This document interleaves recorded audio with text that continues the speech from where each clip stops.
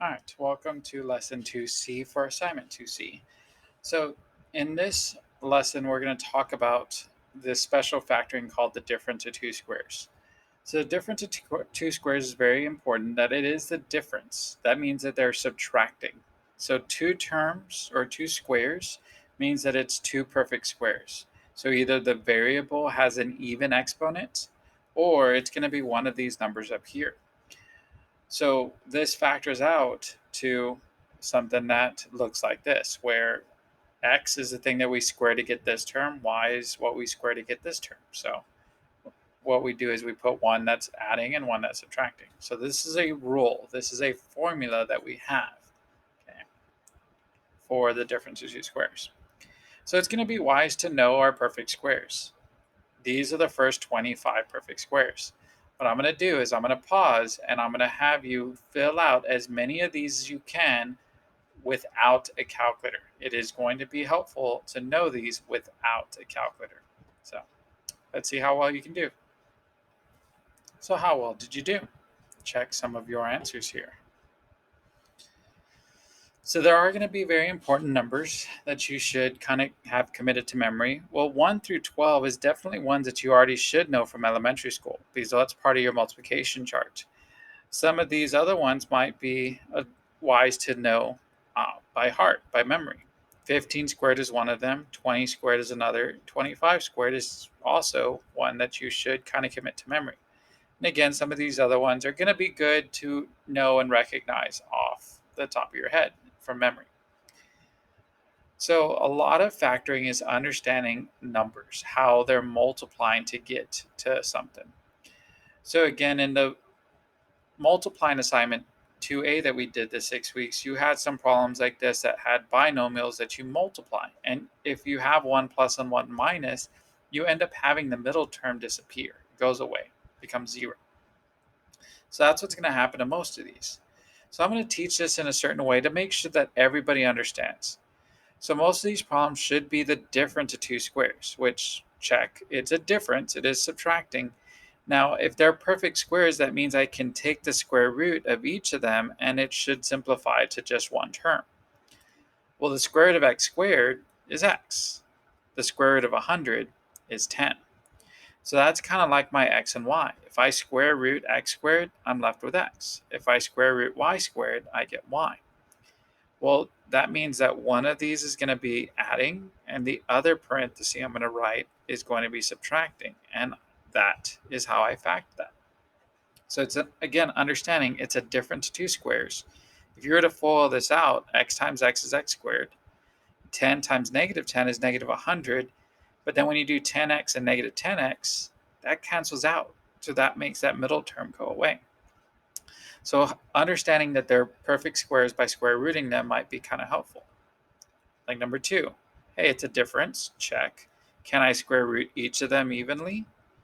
So yeah, we can. The square root of 16x squared is 4x. In algebra 2, when you start kind of thinking about this, like square rooting terms like this, you do have to realize that they are absolute values. But in here, we're trying to help us factor. So we're just trying to figure out what do I square to get 16x squared, which would be 4x. What would I square to get 9y squared? Or what's the square root of 9y squared? Is just 3y. So again, that's each of these terms. So one of them has to be adding, and the other one has to be subtracting. Some of y'all might be wondering, what if they were both adding? Well, if they're both adding, then you would get a positive 9y squared, which is not happening here, and you would end up having a middle term. If they were both negative, well, still, negative 3y times negative 3y is a positive 9y squared, and then you'll have a middle term. So you want to make sure that one of them is positive and one of them is negative. And no, order does not matter. Let's take a number 3. First question I ask, is it a difference? Oh, it's not. It's a sum. 25x squared and 16y squared are perfect squares, but this is adding. There's no way I can multiply two positives and not get a middle term. I can't do two negatives and get a middle term like that. And like I was talking about for number 2, if you fold it out. So this would pretty much be my answer. Another way you could say this is that it's prime. That means that nothing else factors out of it except for the number 1. You can also just say it's not factorable. So either of those two answers are acceptable. Usually we like to write the fewest letters possible, so prime would also be good. Don't put no solution because we're not looking for solutions. We're trying to factor these out. So make sure you're doing prime or not factorable, or just writing down the question as your answer. What about number 4? Okay, we got a difference, sweet. However, 50 is not in the list of perfect squares. Neither is 32. So is this a difference of two squares? Well, it's going to be. What you need to ask yourself for every factoring problem is, can I factor out a GCF? Is there a GCF? Is there a number that divides 50 and 32? And there is. They're both even, so you should at least try the number 2. So again, I can't divide everything by -2 and make it go, or by 2 and make it go away. We need to factor it out. So when we do that, we're left with 25x squared minus 16y squared. Again, we talked about this in the other assignment, where I'm dividing out the 2. But in this case, it's called factoring it out. So I still need that 2 out in front. Hey, look in the middle of that parenthesis. It's a subtraction, and those are 2 squares. So if I square root 25x squared, you end up getting 5x. If you square root 16y squared, I'm going to get 4y. So I get 1 plus, and one of these is minus. But if you were to FOIL this out right now, you would only get 25x squared minus 16y squared. We need to get the original question, which was 50x squared minus 32y squared. So you need to make sure that this 2, this GCF, gets left out in front. If this was a solving problem where it was equal to 0, then yeah, we can divide out the 2 and get rid of it. But we're factoring it out here, so you need to be careful. So let's take the things that you know and let's challenge yourself. That's the idea of what we're doing, especially in pre-AP work. You should always challenge yourself. So these questions are different to 2 squares, but they don't look like they did in the first 4 questions. The 2 terms that we're doing here, you can notice here's the subtraction, there's our difference, and the 2 terms is r squared and p minus q squared. Please do not FOIL this out. If you FOIL it out, you're going to make it look like what we're doing down here, and we're not there yet. Let's keep it simple and just leave it as p minus q squared, because that is a perfect square. If I square root it, you're left with just p minus q. Again, the square and the square root cancel each other off. I can do the same thing with r squared. I can square root it and get left with r. Again, I talk about the square roots just so that we're able to find these things that we're putting inside of the parentheses. So this is kind of like your x. This is kind of like your y. There's more things going on here, but it's still the same thing. One of them is adding. The other one is subtracting. And that's as far as you can go. Now, some of you might be wondering, is like, well, if I FOIL that out, it's not going to look like this. It's not. But if you FOIL this out and you FOIL that out, yes, they will be exactly the same. Let's look at number 6. Okay, so again, there's a subtraction, check. Where's the 2 perfect squares? Well, the 25 and this 5x minus y in parentheses squared.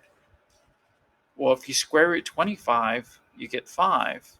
If you square root 5x minus y, you get, or squared, you get 5x minus y. Okay, well, there's one that's going to be adding, and the other one that is going to be subtracting. Sorry.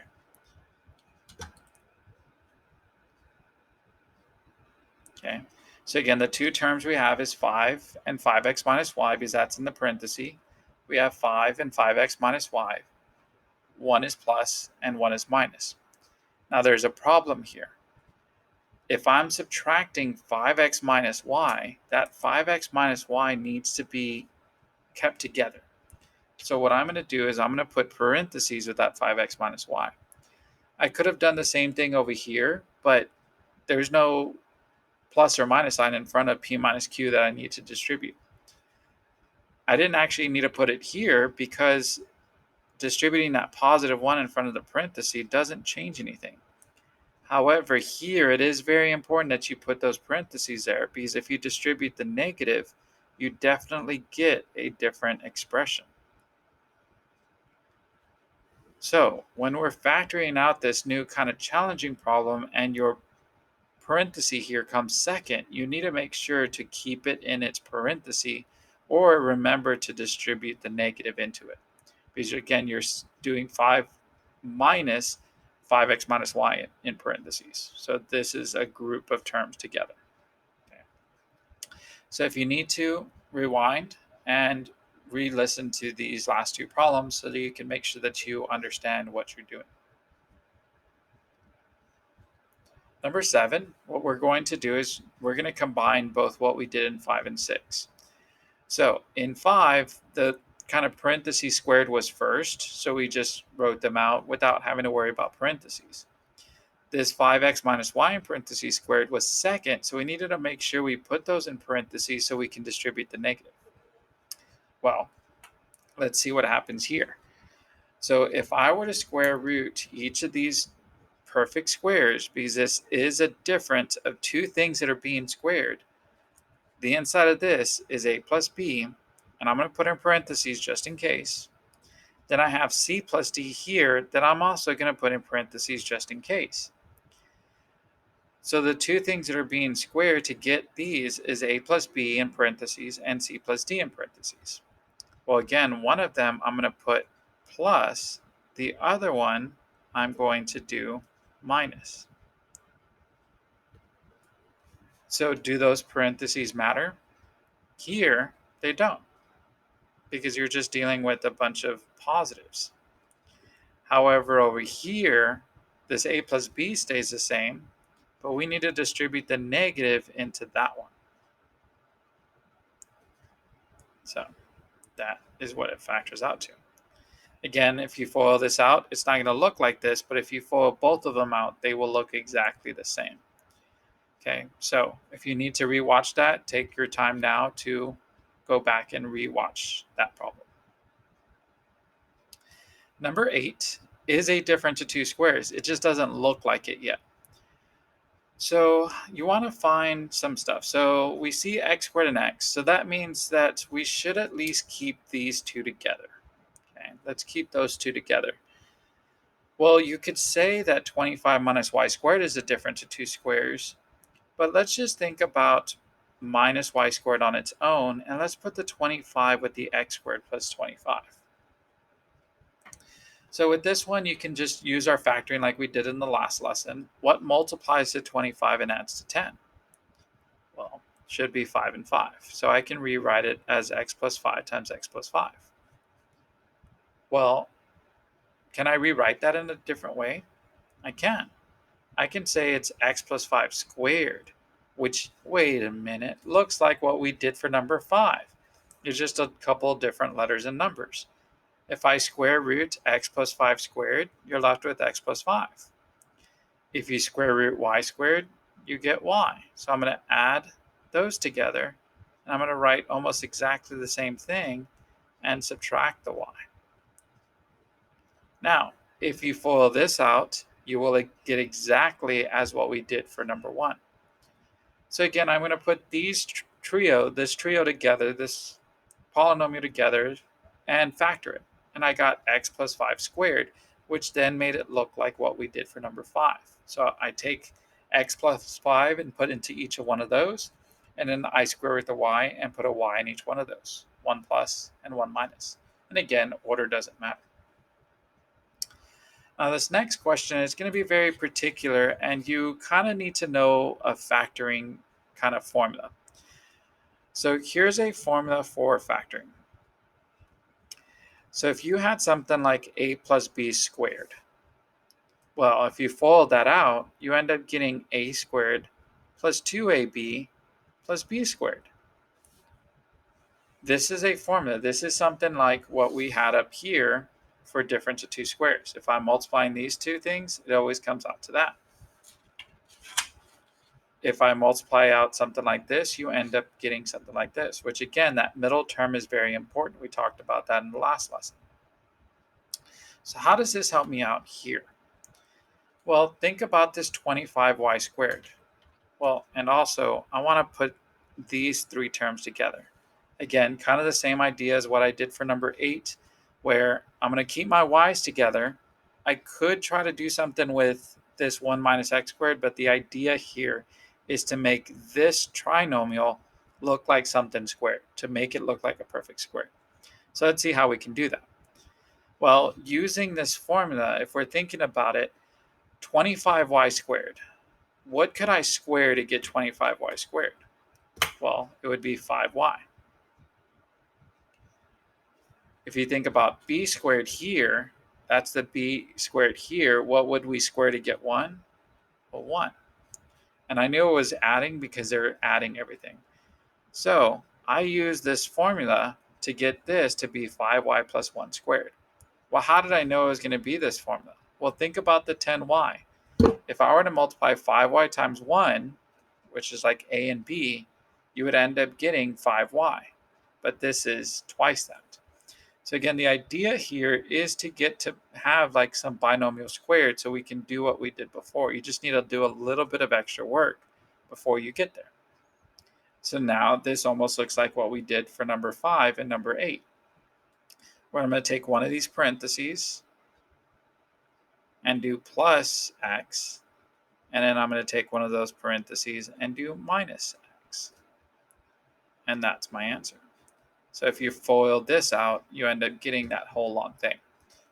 Okay. So again, factoring this, knowing your factoring tricks, this is a formula that always happens. That hopefully you were taught in Algebra 1 that this is always true. We use that to work backwards to factor.